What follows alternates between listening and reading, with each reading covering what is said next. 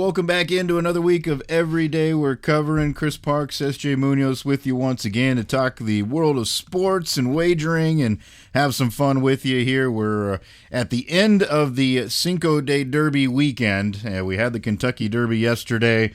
You might have celebrated a little bit perhaps here today with some stuff from south of the border. Hopefully you had some fun, whatever the case may be. Weather was kind of nice here. I don't know about your parts there, but it was nice to have a little, at least chance to experience the outdoors and not be, accosted by wind or rain or something of that nature. Yesterday better than today, but yeah, all in all, not bad outside. And as far as the events and just the watching and the refreshments, if you will, I think it was a pretty good weekend, and we even hit some covers there too. So that's always a nice thing. Yeah, and we'll talk about that here a little bit. What we did here over the weekend, obviously a very exciting finish to the 150th Kentucky Derby that we'll get into, and then of course big fights that we had talked about as well here on the program. So we'll get to that. And then we've got a few other topics that we'll sneak in there along the way here for you. As we're getting rolling, we always talk about the beverages that we are consuming. And SJ, of course, has been taunting this place's their ability. I should buy some stock or something. Damn. Yeah, no kidding. I'm hoping we get that sponsorship here at some point. But I did track it down myself. I was in a location yesterday where they had a nice selection, so I was browsing around, seeing what they had, and I stumbled upon the Prairie Artisan Ales, and they had a couple different varieties. I went with the one, it's called Lemon Slice. It's a sour ale with lemon zest, lemon juice, and vanilla, and a 5.2%, so, not overly alcoholic, but enough to get you where you need to go. And I do have to say, I really enjoy it. It's a really good beer, smooth, has a nice little sweet kick there at the end to it with that vanilla. I'm enjoying it. Shout out to the folks at Prairie Artisan Ales. What are you drinking over there, SJ? Yeah, it's of course, I'm a fan of that company there, and it's nice. It's almost like one of those. I'm sure you have a few too that you kind of just old reliables that you're willing to try something new because it's like they're going to be good no matter what. Like it's never going to be something bad, so that's always nice. I'm more still in the cerveza mode, kind of. I of course, having some, get some deals here and there over the weekend. I'm a sucker for a deal, but I wanted to cheat. I'm kind of easing off now. The week is upon us, unfortunately. I don't want to bring up bad news, but Monday's right around the corner. So I got me a chilada, just a kind of little nightcap in the week. I went with the mango and chili one. I'm not much of a tomato juice guy, but I like it when they're like spicy or fruit, like that type of thing. So like Modelo makes a pretty good variety too, so you can find that obviously everywhere. It's a pretty big brand these days. So I went with that just to kind of, I guess, put a cap on the weekend. A pretty decent weekend, like we said before. Yeah. Good day to have the cerveza, that's for sure. I should have found some of that, and I never did here over the weekend. But I got a couple of the ones that you kind of always look for when you're somewhere where you can get it. And then I stumbled across a couple of others that I wanted to try as well. So that was kind of nice. I just finished up a little bit ago the Clown Shoes Mango Kolsch, which I'm also a very big fan of. So I got a few of those to tide me over here for a while with the nice spring weather. But there was another one that I saw, and I guess this is my little rant for the day on beer purchasing. Another one I saw, and this just came out here recently from the fine folks at Cross Strain there in Omaha, and they had a couple that they released in the same day, and I was like, man, I want to try all those. Like, those look delicious. And I spotted one of them in the case, and unfortunately, I'm kind of like, that price point is not my business. Like, they had granted, in the grand scheme of what's all available in the case, there were others that were probably just as expensive or even more so. But man, when it gets north of that $15 for like the 4-pack, I'm really kind of like, and this was $17.99 for a 4-pack. There were pints, so I'll give them that. it probably was worth trying, but I was just, out of principle, I was like, no, I'm not doing that. Maybe later I get a wild hair or I hit a couple of big, covers here, then I'll think about it. But wasn't doing it. That just annoys me sometimes. It's like these prices are getting out of control. Yeah, you don't hate to be the old man yelling at the clouds, but at some point it's like you do kind of have to be like, all right, where's the gotta draw the line somewhere here, and I feel you on that, especially when it comes to the 4 packs. I get that it's oftentimes more of a limited release and it's kind of a unique pour, if you will. So I get that there's not as much available, but at the same time, it's like when I'm gonna go try something new or it's something that I'm not quite sure about, do I want to spend that much money, and what if I don't like it? That type of thing too. So you got to balance that as the consumer. It's more of I'll try it. I'll just go to your tap room or somewhere that has it to pour and then sample it before spending with friggin' I don't know where you're at, but some of the counters are in there with tax. That's $17. You're going to be paying over $20 when you hit that 10% sales tax, and some of these counties around here. So you gotta. I'm with you there about drawing the line. And it's not even trying to be like a cheap thing. It's like at some point it's like, what kind of value are you really getting with that? So I hear you on that one. I'm not. That to me, that doesn't sound too asinine of an opinion on a 4-pack of beer to be $15 or less. That seems reasonable. Yeah, I mean, obviously, different points in your life, you're probably going to feel differently. But when I'm a man running a household with a couple of kids that need all kinds of shit all the time, it's kind of like, do I really want to spend that much money on my beer? Like, part of my problem too is, and I'll admit, I thought about this the other day, is like, I really need to get in a better habit of buying the case of whatever X light beer and then just having like 1 or 2 of the good ones that I like and then go switch over, because I have a bad habit of drinking too many of the good ones in a row, and that gets real spendy pretty fast if you're doing that all the time. Yeah, you got to have that basement or garage fridge stocked with the cheap stuff, and then kind of get your good ones in between there. It's that's kind of the method I've gotten down, is just that otherwise. You're right though, just and just also the quantity too, depending on what you're doing. Like a weekend like this, there's plenty of sports watching to be had, so you're probably going to be going through a couple more of the cold ones than you normally would. So that always factors in as well. Yeah, and I get to. I'm not blind to the fact that some of these beers are, the inputs are pretty high, and they're making unique stuff, so they're pouring a lot of different. And the one I was looking at had a lot of different fruit tossed into it, so I get it. Their expense is way higher too. They have to charge more for it. That's part of the deal. But I mean, at the end of the day, I guess you find where you draw the line for yourself and move on from there. But unfortunately, the world we live in at the moment, it's not the only thing that costs too much. It all does. So, well, I don't understand like the business side, the details of it. Obviously, I get your common, business sales and distribution and having contracts and that sort. But one thing that, I mean, just to finish up here on this topic, it kind of blew me away the other day. It was honestly just this week, and I was at a place, and I tried one of their newer beers, and I was like, "Oh, that's pretty good." I might, they're selling 6-packs there in their fridge. They had it in the bar there, and I went to go look at one, and it was, I think it was like maybe like $12 or $13, and I know for a fact I can get their 6-packs at like the liquor stores or a grocery store for like $10 at the most, like $9.99's their highest price point in the store. So to me, that kind of threw me off, and I would think like I'd rather patronize the business, the local, actually the brick and mortar of the company, rather than go to a chain grocery store or a chain liquor store and give them the money. So to me, that was kind of, I don't know. Maybe I don't. That's why I was like, well, maybe I don't understand how this works, because you would think getting it from the source, you'd get a better price, and you'd want it to be a little lower. That way, your customers would kind of spend all of their money that they're going to spend on that product just directly to you. But maybe I don't know. There must be a hell of a kickback with local grocery stores and liquor stores that they're willing to sell it for less there than they do at their actual site. Yeah, and it doesn't make sense. And it's probably one of those BS things where it has to do with distribution deals, and then they have to pay a certain, on-premise tax for being able to sell them on. Yeah, it's just ridiculous. Like, that shouldn't happen. But in of course, all those companies, they have lots of unique ways of trying to get around that stuff too. I know I have talked with a guy that runs one of the Des Moines-based places, and he was talking about how they do a lot of their own distribution themselves because they wanted to cut out that cost from the distribution channel. So it's a mess, that's for sure. And that's why a lot of them have, come and gone, because it's a hard business to figure out, and it's pretty saturated too at the moment. But yeah, you would think making the beer would be the hard part, but that's actually the easy part when it comes down to it. So. No shit.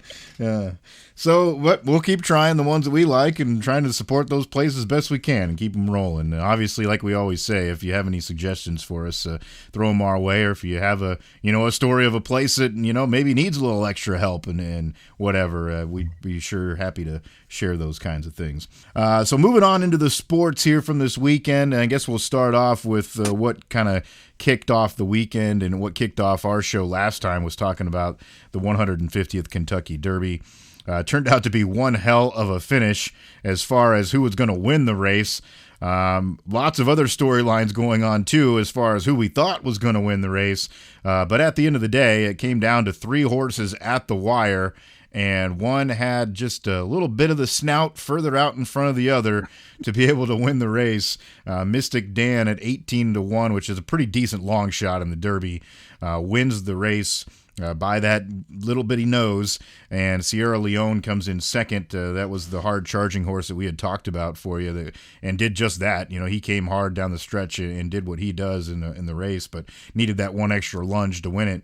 And then Forever Young, the horse that came over from Japan, actually ended up in the 3rd spot and was right there in the middle of the two of them, just maybe a head behind. You feel like he was light years behind because the other two were so damn close, but man, they were all right there, and that's what you want to see. I mean, that's exciting for folks, especially if you were there watching that live. I can't imagine, the kind of emotions that those people that own those horses were going through. Yeah, you can't. I mean, as far as viewership and just getting people to kind of make it more of a yearly habit type thing, you couldn't ask for a better setup than that. And I even saw, a few screen grabs here and there of maybe some nefarious actions going on between the jockey and one of the horses, maybe a pull tactic here or there. I don't know. I'm not believing anything I see on the internet, but in the end, it was a great race and pretty exciting. And I've probably been watching the big 3 races, probably consistently, maybe the last 15 years or so, maybe a little longer. And honestly, I'm sure there's been one had, but to have one that close, I can't remember it being that close. That's like off a movie, that's kind of how it plays out, like in Hollywood, not in real life. So that was pretty exciting to see just how close it was, because they're kind of making the last turn. You're like, okay, someone's going to separate, and you're like, someone's going to separate, and they stayed all bunched up. So that was interesting. I think one figure was over 210 million and some change bet on the race, between all bettors or whatever this year, and that was another record too. So of course it's legal in more states now. Every year that number is gonna grow, but that's good to see too, for the keep that interest there. And of course they're printing money out there, and Churchill down, so they're not mad about that. Yeah.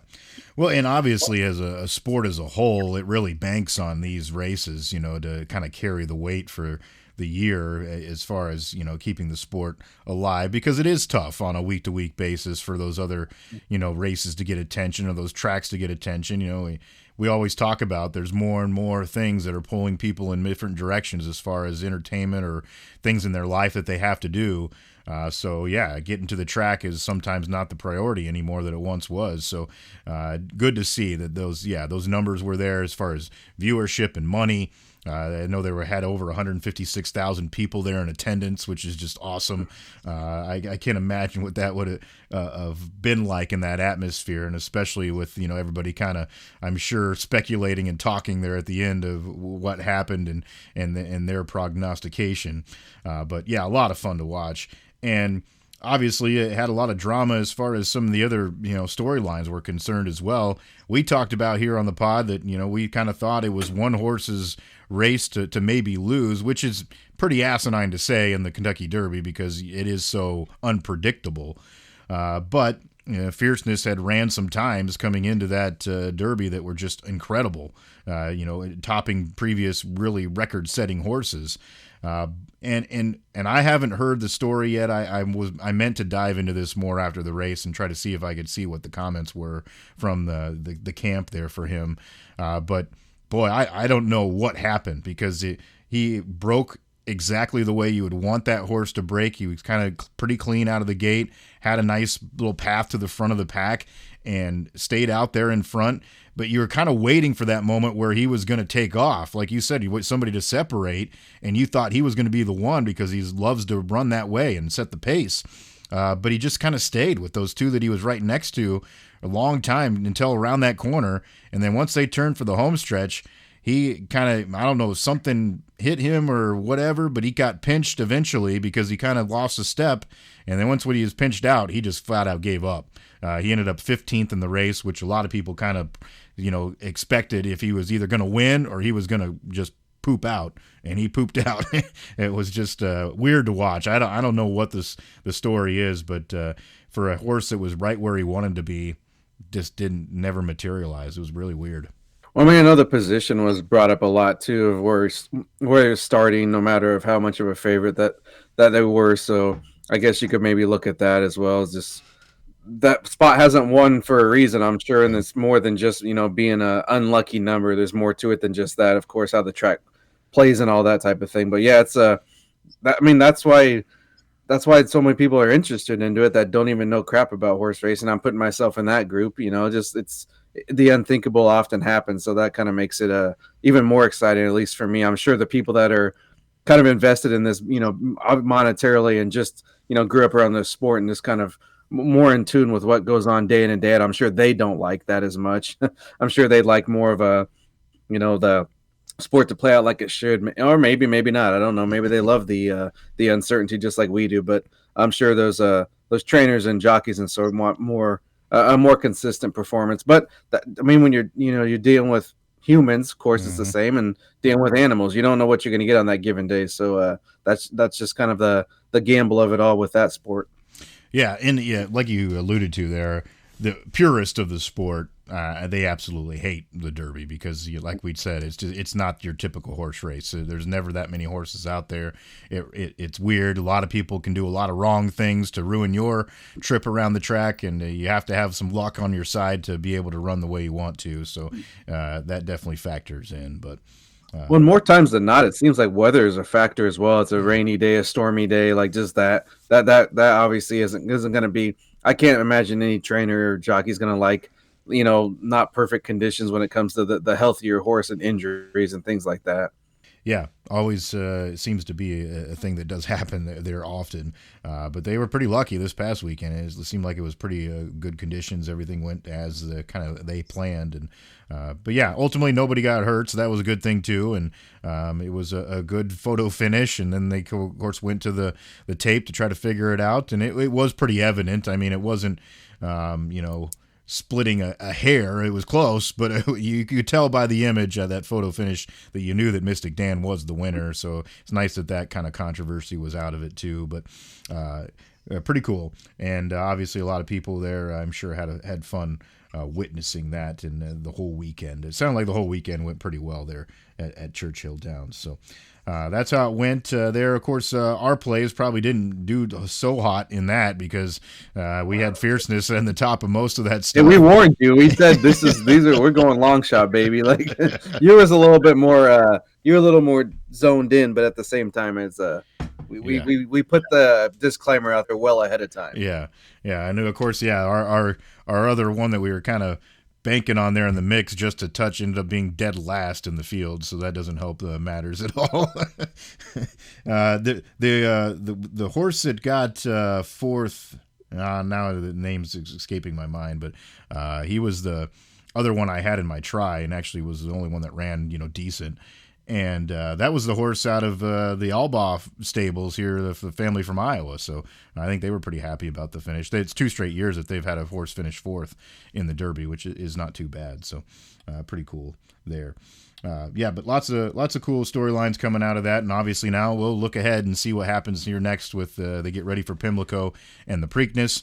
Obviously, Mystic Dan, I'm sure, will be there as long as health is good to go. It'd be interesting though to see if any of the others, that's obviously always the storyline. How many that were good enough to be in the Derby go ahead and choose to race again in the Preakness, because it's a pretty quick turnaround with a couple of weeks, and a lot of trainers, if they didn't win the first one, they feel like it's not worth it to go to the second one. Even though if you win, you're still winning millions of dollars. It would pretty incentivized to me, but obviously they're looking out for the health of their animals too. So a lot of times you don't see many, if any, sometimes that race in that second race. I know there's one horse called Muse or something along those lines that is the one that's supposed to be the sleeper that was waiting just to run in the Preakness, that might be the spoiler.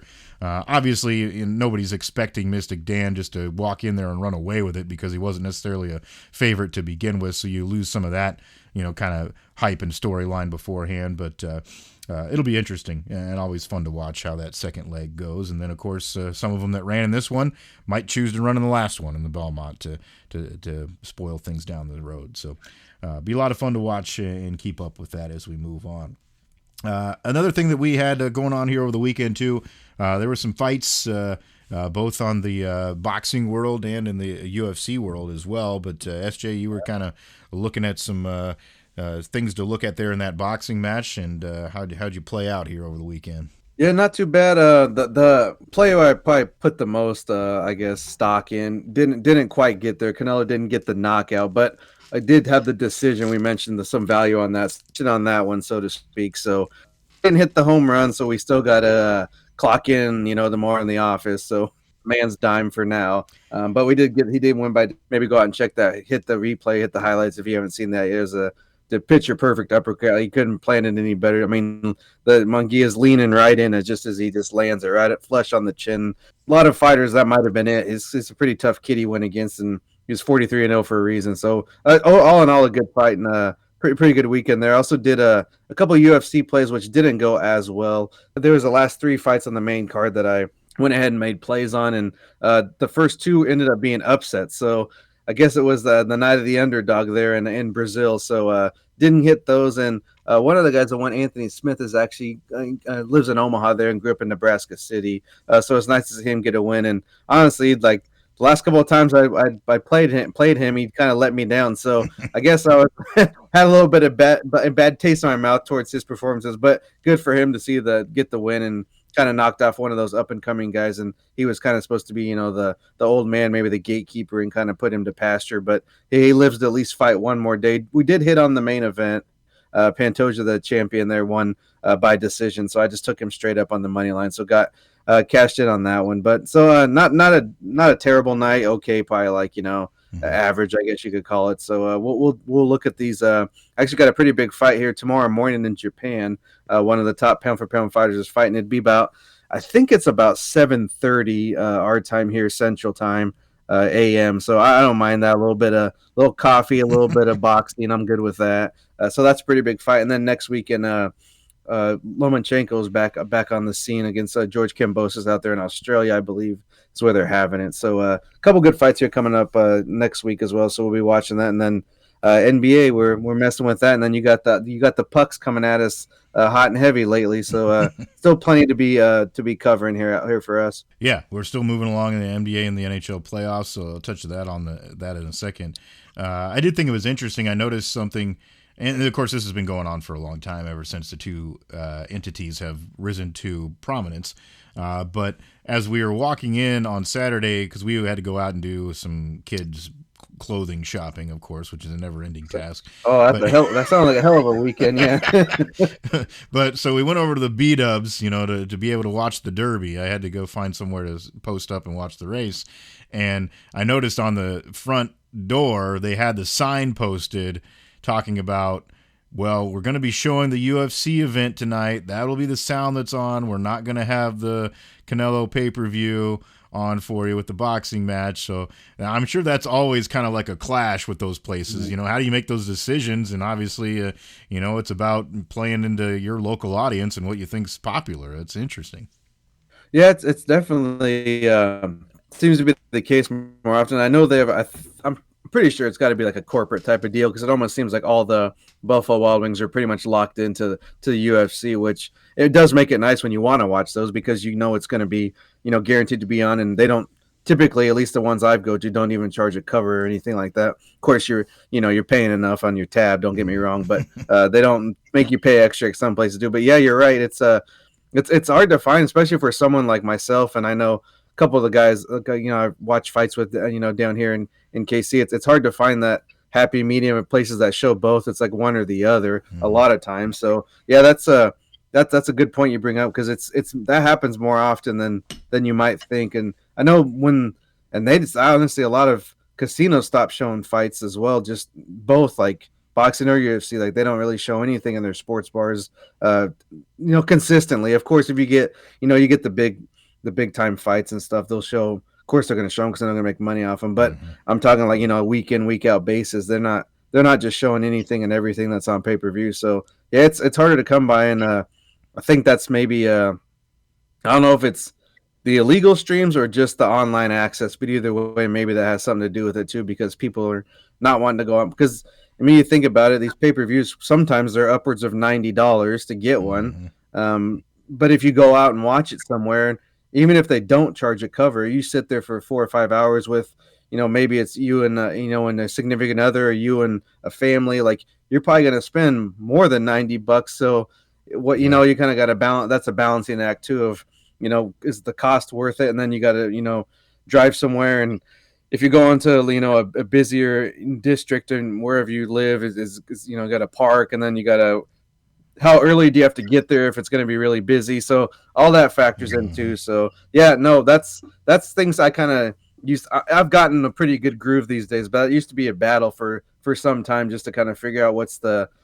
best plan of attack here. And it just to be able to watch the fights, because sometimes you get somewhere and something's on, or I mean, I guess that's another gripe for another day, but good God, these sports bars, quote unquote sports bars that don't have sports on the TV or don't have, actual big event that's happening, they don't know. And you ask them to change the channel, and it's like you freaking asked them to give you your left kidney. Like, Jesus, just give me the remote. I'll do it myself. Like, come on. Like that's, oh man. Yeah. That's, I'm sure we're not alone in that battle there, but it does get a little frustrating at times. I don't need to watch the behind the scenes of the LSU gymnastics team on the SEC network. Like, let's find something that's an actual event that we can watch here.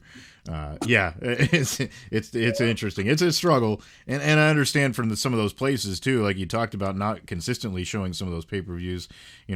They're paying fees that are astronomical compared to what the average person is, because they have to for the broadcasting in a public place type of deal. So we get, they're not paying the $90 we're paying, but I mean that I get it, but yeah.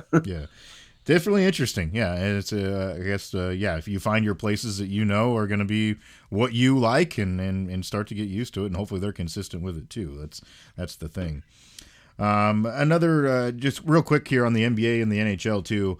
There's been some good stuff here recently. Obviously, I was a little bit surprised last night with the T-Wolves starting off the way they did against the defending champs and the Nuggets. Got one right away. Obviously a team I thought could compete in that series, but didn't necessarily think they'd win game one. They're looking tough, and obviously their stars are playing as good as anybody. Anthony Edwards is kind of becoming the face of the league here all of a sudden.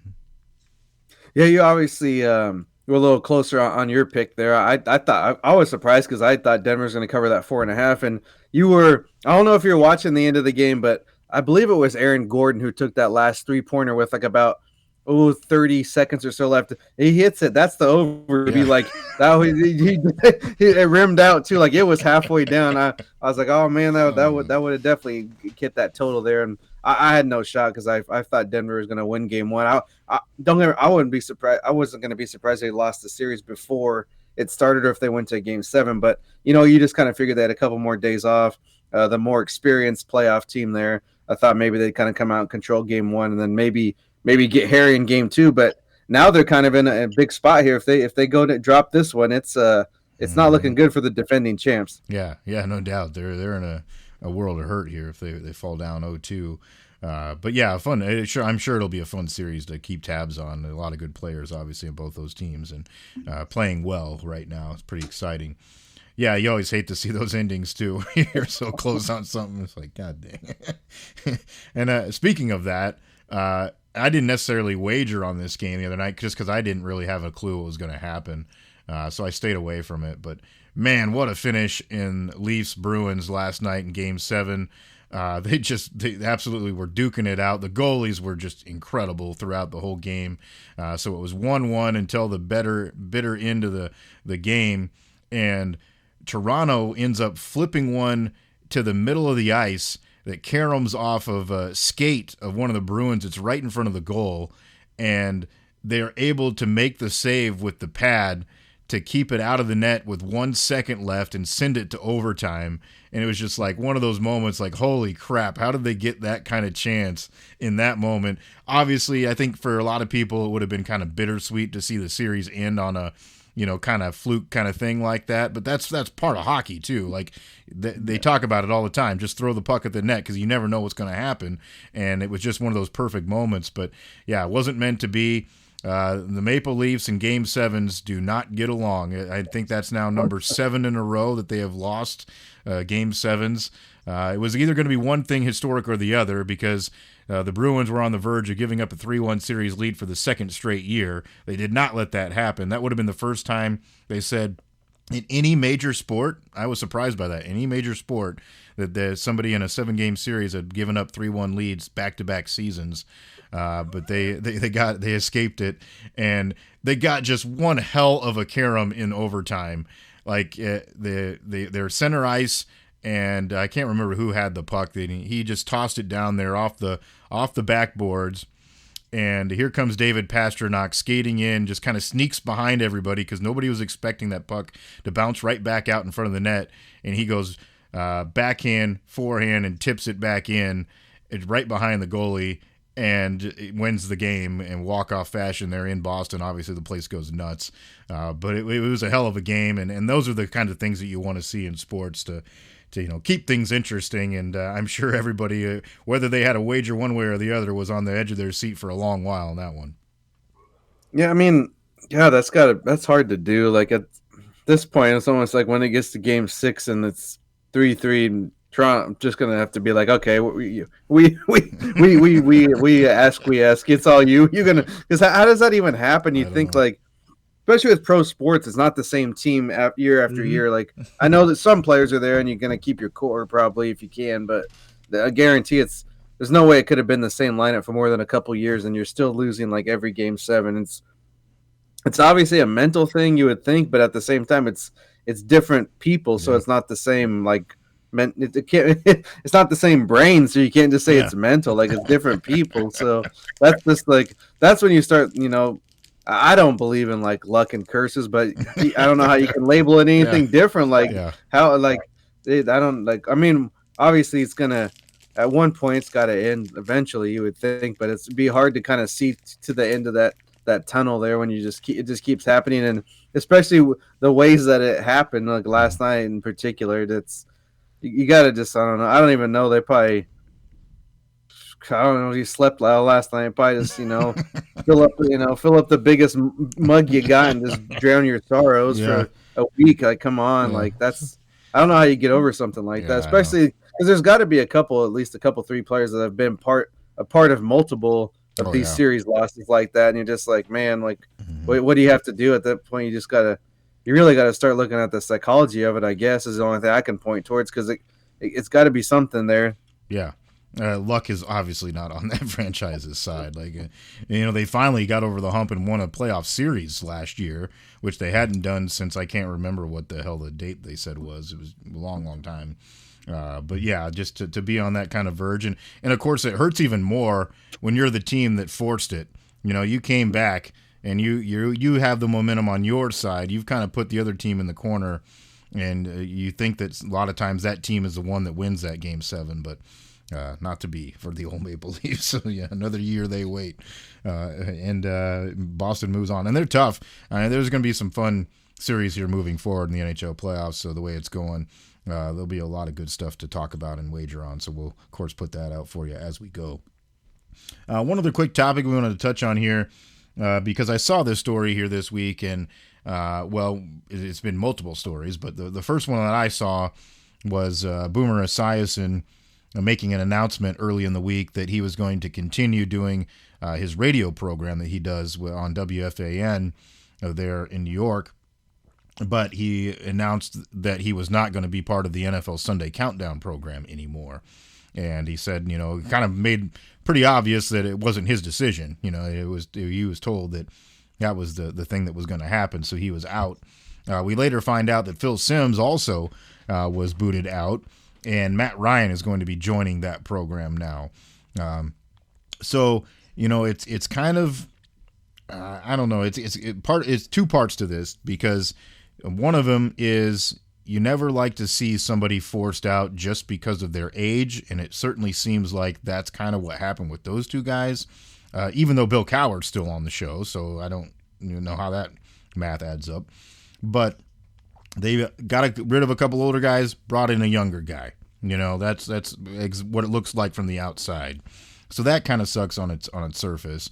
Obviously, if they're not as good at it anymore, you find ways to get them out of there. Or if their mind's not really there anymore, But even ESPN, we've seen them hang on to, unfortunately, and I think it's done a disservice to him, but hang on to someone like Lee Corso, what should have been off the air, years ago. It's kind of a sad state of affairs now. But even there's been some older guys that have kind of hung on there. It's even when Lou Holtz was still on TV long after he should have been. And of course, he was abrasive to begin with, but it just made it worse. But as long as someone is kind of still able to do the job, that doesn't seem reason enough to, at least, I guess it's the nature of the business, but it seems like an odd way to go about things, especially when you're bringing somebody in who is not like he's proven.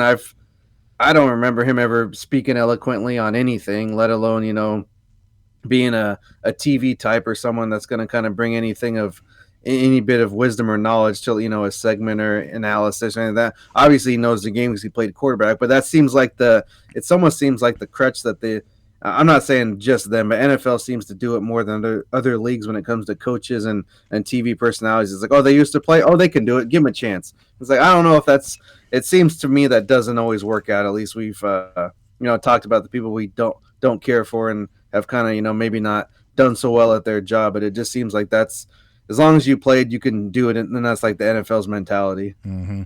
Yeah. And we saw another entity also make a move with NFL Network and Michael Irvin being pushed out as well. Another guy that's been doing it for a long time. Not to say that I ever thought he was great at doing it in the first place, but it's interesting. Found his groove at least, and like kind of found a space for it. But yeah. So so part of it, is like, what's the ethical side of it, and obviously every entity has to make those kinds of decisions all the time. This is just something that's in the public eye, so it's a little bit more talked about and looked at.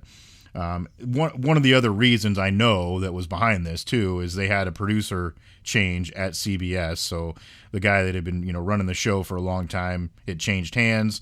New guy wants to put his own stamp on it. That's how it usually works in any business, and that's what we're seeing here as well. So that's another part of it.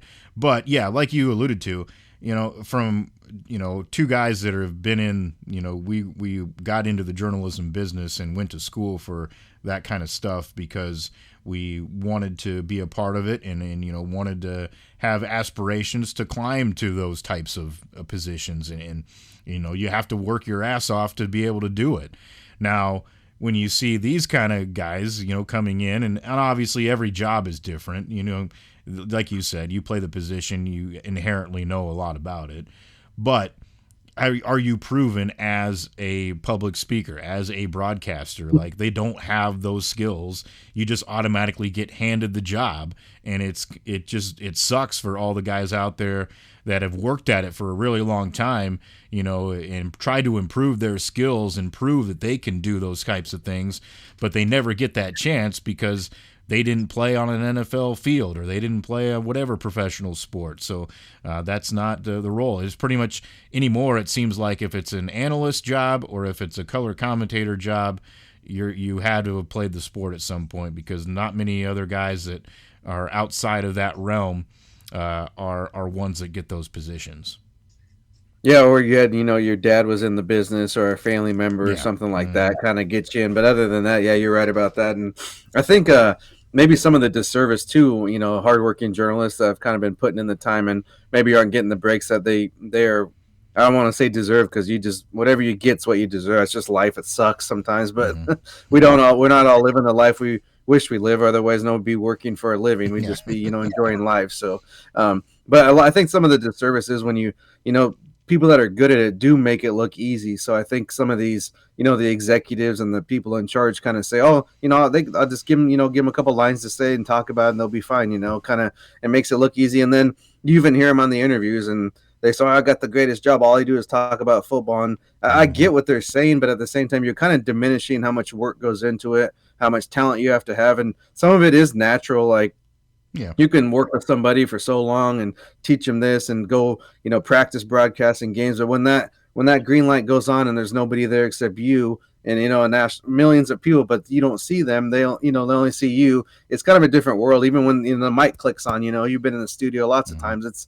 It's different than when you're just practicing or just kind of going through the motions, or even doing some type of work behind the scenes, or a pre-recorded type of thing. It's not the same thing as going live. So Hmm. I think some more needs to be like just emphasized on how hard of a job it is. Like, I'm not saying we're not freaking, this isn't rocket science. You're not freaking, Yeah. up on the high steel, Hmm.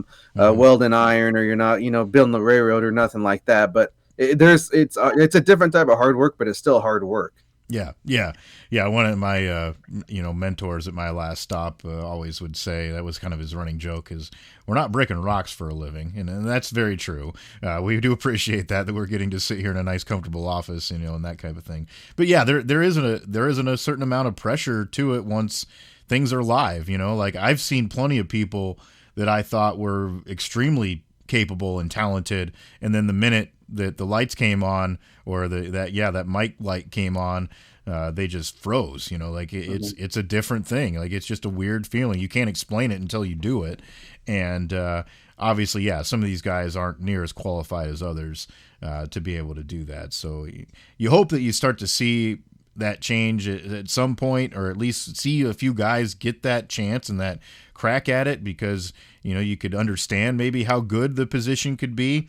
And I think that's the other part of it, in my opinion, is a lot of people are getting kind of I don't know what it's they're getting accustomed to the level that they Yeah. see, and it's not necessarily as good as it should be, in my opinion. A lot of times, they accept it because it's what they Yeah, see. the bar's been lowered of Yeah. what's actually considered acceptable in the journalism, or the media world, if you want to call it that. Yeah, I agree with that. And I don't know, like I always thought it was kind of funny to myself when I was just like, especially when I mean, I still work in journalism, but I was more in the day to day, like newspaper biz or that type of thing. It's just funny how many people thought they could do your job better than you is always amazing. I mean, just be like, well, even there's an application to fill out and give it a try if you feel the need. Hmm. Go ahead, buddy. Like that's the opportunities there. Just it was always amazed me about the industry, is how everybody thinks they can do your job, and it's so easy. And I don't know. I just go back to the same thing. It's just it may seem easy if you're good at your job. You make it look easy, but that doesn't mean it's an easy job.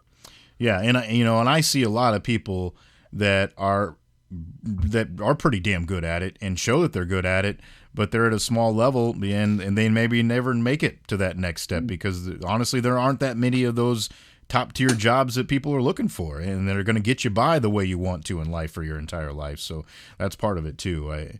But yeah, it's interesting to see these kind of changes being made, and it's definitely discouraging for folks that are, on the other side of it. And the other name that we didn't mention too was Jason Kelsey. He's going to be part of Monday Night Countdown. Obviously, personality is what that's all about. He's a guy that's known in that regard, and people relate to him well. So I think that'll probably work. But yeah, again, a guy that doesn't have that background or that test behind him yet. So we'll see. I'm sure there'll be more of these that come up that piss me off every time I see it, but it's the way it goes. I mean, at the end of the day, the networks are going to make the decisions, and whether or not they're good ones, hopefully will play out in the mind of the public. It's kind of up to us too to push back on it and if you try to set the standard as much as you can too.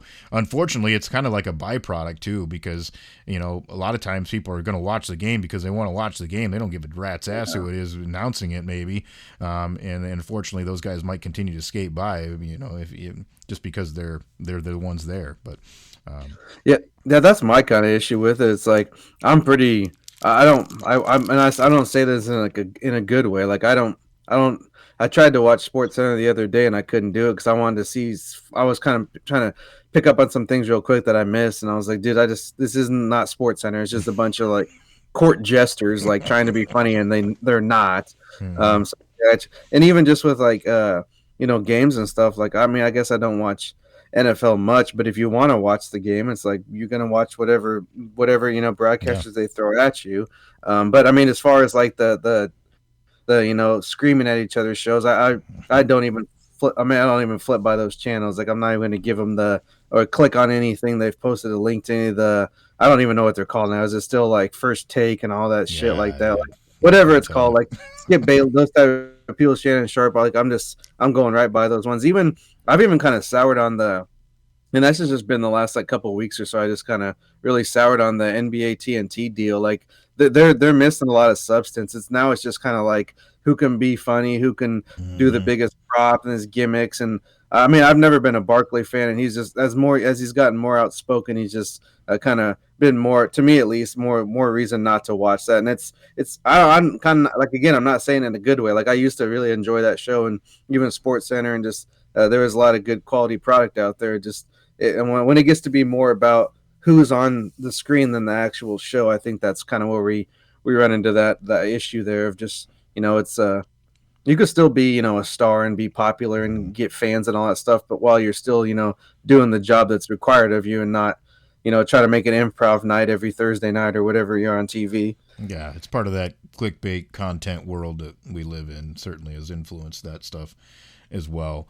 It should be about the competition more than it is anything else, and we've certainly seen that kind of start to blur the other direction. I mean, when all the Sports Center guys got so popular with Stuart Scott, Dan Patrick, all those guys, like they were saying calling the highlights, calling the game, and they still got to be like they were bigger than the ESPN didn't like it. They got bigger than the network, and that's why a lot of them ended up kind of moving on to their own different entities or what have you. But they weren't out there trying to make it about them. It ended up being about them, but they were just kind of having fun with it and showing their personalities. And you can still do that and still be still have a quality product that actually has to do with what you're covering instead of some slap dick sideshow. Yeah. Obviously, you can tell this is a topic that we care about and are interested in, and obviously our background has a lot to do with that. But I do think there's a lot of people that have opinions on it and maybe don't always share them. So hopefully we'll start to see some of that more outspokenness and make a change where it needs to be made sometimes, because that's the case. And demand better. We've seen all those weird things too, even just from a broadcast standpoint, where they got to the point where it's like, oh, these guys aren't even on site anymore, or the team's too cheap to send their radio crew on the road in baseball, shit like that. So demand better, and hopefully we'll get it at some point. So we'll keep following that topic for sure. There'll be plenty more stories along that front. Obviously, as we watch things throughout the week and we put wagers up for you, you want to follow us on socials, because that's where we're going to put it for you. At Cherokee CP, at SJM Bets. Those are our handles there on Twitter. So follow along. SJ usually is the one that puts that graphic together there for us. So keep watching his account, and he'll put those up there for you on a day-to-day when we see something that we like. And hopefully we're doing better more often than we're doing not the way we want to. And we've done fairly decent here recently on a lot of the NBA and NHL stuff. It's been a good mix, so keep following there. And then, of course, if you have an idea or you've got a thought on something or a reason why you think we're wrong, then let us know. We love that interaction. That would be fun as well. Podcast is available everywhere. Make sure that you like, share, subscribe, tell your friends, tell your family, whoever might be interested. If you have, a topic that you enjoy that we talk about, let us know. We'd love to continue to expand on that also. So It should be some fun stuff coming up here this week, SJ. We've got plenty with the NBA and the NHL rolling on, and like you said, some big fights still on the horizon. So, be fun stuff to talk about. Yeah, it should be a good week here, and just like you said, follow along, and we'll get you some things. And if there is a 4-pack of beer worth more than $20, let us know. We'll go grab it, and we can split it. Maybe go 10 on each, 10 on it, and then we'll be good. There you go. Or if you give us one hell of a lock, then we'll maybe go. Yeah, we'll put a little extra coin on it. Exactly. All right, that's SJ Munoz. I'm Chris Parks. Thanks for joining us once again for another week of Every Day We're Covering. We'll see you next week for some more covers.